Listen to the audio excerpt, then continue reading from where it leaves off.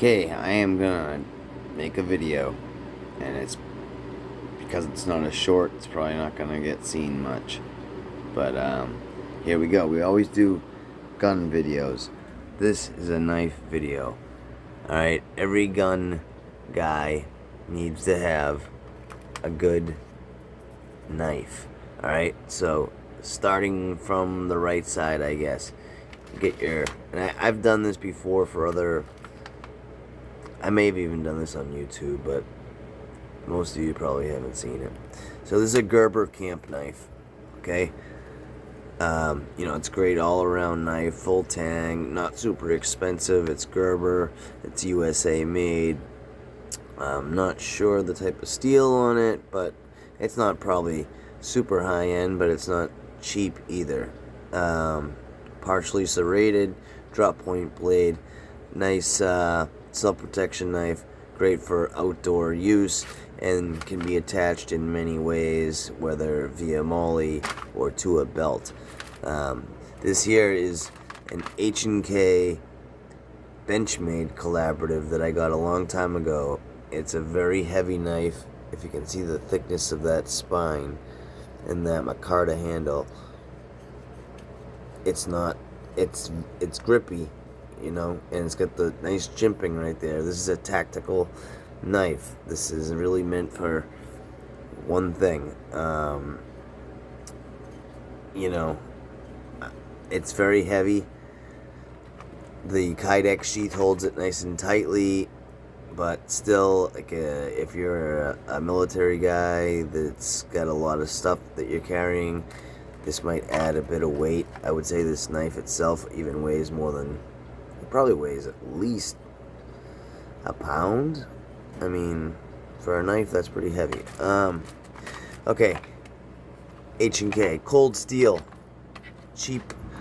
They're American. The idea and the design is from America, but they are, put together in Taiwan to save money. This is a Peacemaker. I've had this for a while.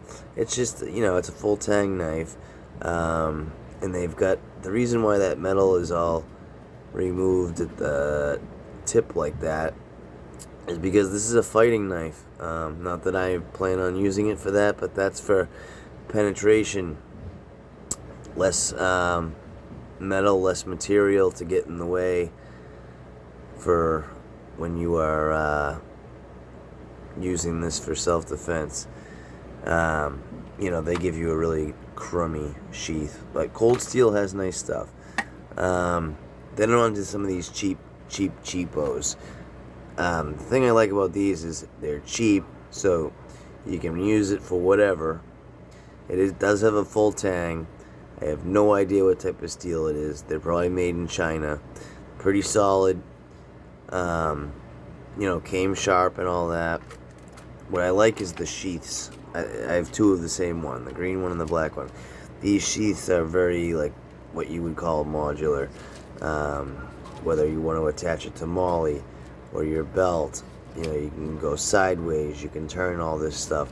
Really cool for like $20. So we've gone over those fixed blades there. I have more I want to show at some point, but the video would be way too long and boring. So, like I said, every gun guy has a decent knife if you have a decent gun. I see guys that have cheap piece of shit knives. That's fine, but if you're a guy that knows anything about the stuff you're using, get something decent, And then here we go with the OTFs and stuff like that. You get your Microtech, okay, double-edged dagger, Ultratech, Benchmade, Infidel,